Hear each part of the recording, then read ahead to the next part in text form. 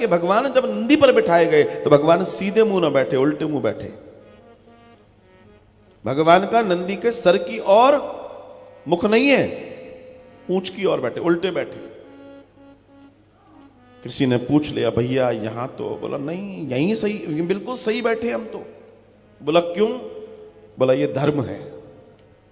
बैल कौन है? धर्म।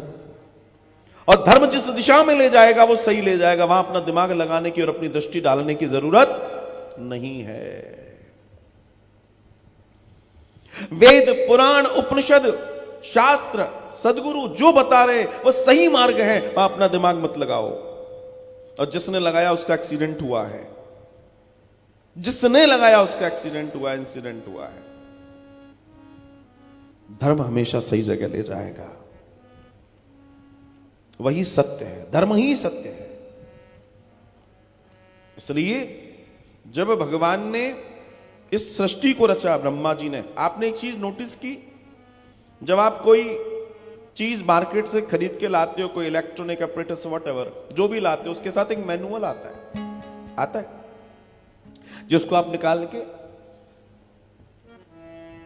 क्योंकि जब तक चीज आती है तब तक हम उपयोग करना जान ही जाते हैं मोस्टली, लेकिन एक किताब आती है कैसे इसको उपयोग करना है, आती है। जब ब्रह्मा ने सृष्टि को बनाया तो उसने एक मैनुअल बनाया जिसका नाम है वेद।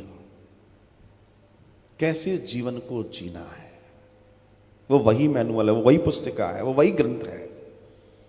कैसे एक नेक, एक श्रेष्ठ इंसान बने, वो वेद। वेद से ना समझ में आएगा, उपनिषद बताएंगे, उपनिषद से न समझ में आएगा, पुराण बताएंगे, पुराण से न समझ में आएगा, महाभारत बताएगी, महाभारत से न समझ में आएगा, गीता बताएगी, गीता से समझ में नहीं आएगा, गुरु आदि बताएंगे। जब वहां से भी समझ में नहीं आए तो गुरु की शरण में बैठ के राम कथा के माध्यम से समझ में आएगा। महाराज राम बताएंगे कैसे जीना है, राम जैसी मर्यादा, राम जैसा जीवन, वही तो बताए। भाई तुम सुन के नहीं समझ पाओ, देख के तो समझ लो। कई बार देख के जल्दी समझ में आता है। जैसे जब छोटा बच्चा होता है, कक्षा में जब पढ़ाती हैं मैडम, दीदी, मास्टरानी, व्हाटएवर, तो वो क्या कहती है? ए फॉर, बगल में एप्पल, चित्र बना होता है एप्पल, तो समझ में आता अच्छा यही है, तो जल्दी समझ में आता है। फिर किसी दिन एप्पल सामने रखा हो तो बच्चा कहेगा ओ एप्पल, ए फॉर एप्पल, वो उसको बताने की जरूरत नहीं है। तो भगवान ने जब देखा कि लोग इससे नहीं समझ पाएंगे तो उन्होंने लीला कर दी, उन्होंने अपनी रामलीला हमें दे दी। जीवन को कैसे जीना है, जीवन को कैसे चलाना है, एक बेटा कैसा हो, एक राजा कैसा हो, एक पिता कैसा हो, पत्नी कैसी हो, मां कैसी हो, दोस्त कैसा हो, मंत्री कैसा हो, सेवक कैसा हो, ये सब राम जी बता रहे हैं। इससे श्रेष्ठ दर्शन दुनिया में कहां मिलेगा? इससे श्रेष्ठ दर्शन दुनिया में कहीं नहीं मिलेगा। आज बहुत सारी जगह राम, अखंड रामायण भी मैं देखता हूं, बहुत ओवरनाइट जो होता है, 24 घंटे, 21 घंटे, 20 घंटे में, बहुत सारी जगह मैंने देखा है इस तरह का आयोजन हो रहा है, और बहुत अच्छी बात है, होना चाहिए। लेकिन अखंड रामायण तो हो, 24 घंटे में नहीं, कम से कम 24 महीने में हो। रोज आप एक एक चौपाई जीवन में उतारें, पढ़ें और उसे अंगीकार करें, वो है अखंड रामायण। उसकी अखंडता को समझने का प्रयास कीजिए। आज एक चीज और मैं देखता हूं, मुझे सूचित भी किया जाता है, आजकल कई अखंड रामायण को करने वाली मंडलियां अवेलेबल हैं, जो आपके यहां आते हैं, साज आदि सब होता है, और उसमें वे लोग आकर ये कृपा करते हैं। लेकिन आश्चर्य और दिल तब दुखता है जब आयोजनकर्ता उनके कहने पर एक प्लेट में बीड़ी, बंडल, हाँ, तमाकू, गुटखा लगा के रखते हैं। अरे तुम्हारी अखंड रामायण तो वैसे ही खंडित हो गई, तुम कहां लगे पड़े हो?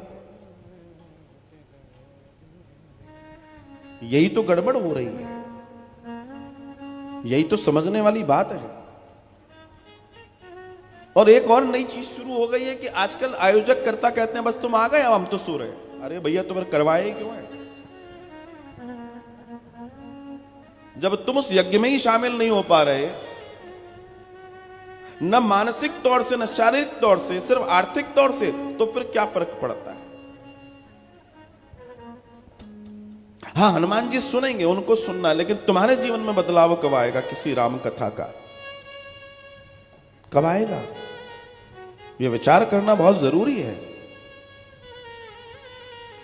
और यह विचार करके ही आप अपने इस अनुष्ठान को देखें कि आप सही से करवा पा रहे हैं या नहीं, वरना फिर ना कराओ, ज्यादा ठीक है। तुम्हारे जितने पुण्य हो उतने बने रहे, तो पुण्यों को और कम क्यों कर रहे हो? अखंड रामायण हो तुम्हारे जीवन में, अखंड हो, रोज 2-4 चौपाइयां तुम्हारे जीवन में जब तक जीवन में उतरे, उसी को तो अखंड रामायण कहते हैं। सिर्फ शब्द काले पीले लाल अक्षरों से तुम्हारा जीवन नहीं बदलने वाला, उन्हें अंगीकार करने से बदलेगा, उन्हें जीवन में उतारने से बदलेगा। कितना ही पढ़ लो, क्या होगा उससे? सूत जी ने कहा, शौनिकादिकों ने सुना, शिव जी ने कहा, पार्वती जी ने सुना, काकभूषुंड जी ने कहा, गरुड़ जी ने सुना, पंडित जी ने कहा, यजमान ने सुना। ठीक है, सुना तो उतारा। तुम भी तो यही कह रहे हो, उन्होंने सुना। सत्यनारायण की कथा में भी आप यही सुनते हो, फला फला फला फला ने ऐसा ऐसा किया तो ये हो गया, ये हो गया। हाँ पंडित जी, हो गया। फिर अपने जीवन में, अरे तो जीवन में तो उतारो भाई। उसने कहा हमने सुना, तुमने सुना, यही चल रहा है। जीवन में उतरे हैं तब कुछ बड़ा परिवर्तन आएगा।